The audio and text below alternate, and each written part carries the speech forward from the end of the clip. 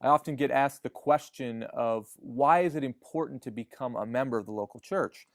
Sometimes this question comes from a place of honest biblical seeking. We don't see formal membership processes for local churches in the New Testament.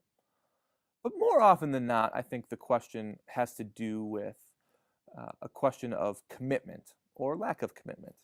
Is it important for us to commit to one another, especially in an age where the idea of committing to organizations, of committing to a business for a long period of time, committing to your spouse, or even committing to friends and relationships for long periods of time, the idea of those types of commitments is coming out of favor in our culture.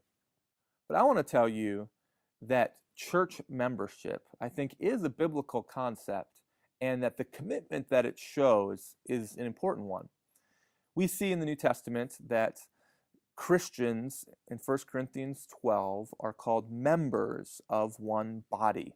And Paul uses the image of a human body and the different parts of that body. And we could apply that to the universal church at large, but most certainly the metaphor works a lot better when talking about a local body of believers, a local assembly of Christians that all have different roles, that have different functions in their family or in that body, but they're clearly defined as part of one body. Likewise, we see the idea of elders in 1 Timothy and Acts chapter 20, elders shepherding a flock of people or a flock of God. And clearly there's a defined group of people that they're shepherding. They're not just shepherding all Christians everywhere. They're shepherding a local assembly, people who are committed to one another and committed to the Lord in that context. We see as well 1 Timothy chapter 5 talking about deacons caring for widows in the church. These widows are not just meandering from community to community. They're living in one place. They're with one church family, and therefore their church takes care of them. And so you start to see this picture, and Jesus even talks about it in Matthew 18, that when somebody sins and refuses to repent of their sin and there's no reconciliation that occurs, that they're supposed to tell it to the church. Well, which church? The local assembly that they're clearly a part of, clearly committed to. The idea of being committed to one another and committed to the Lord with other people is what church membership is really all about. So some of you are here today and you are members of Old North Church, but you might not know what that means, or maybe the idea of being a member isn't that meaningful to you.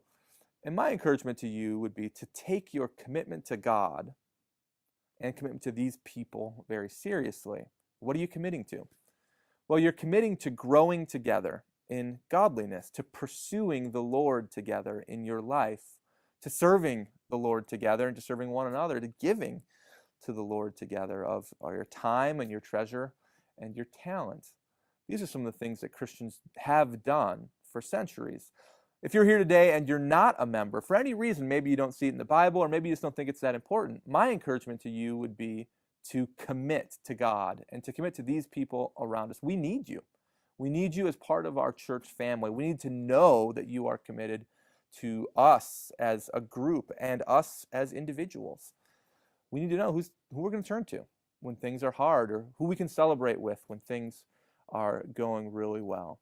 And the members of a local church are primarily those partners, those members of a family, those part of a body that define a local church. So let's engage in meaningful membership together.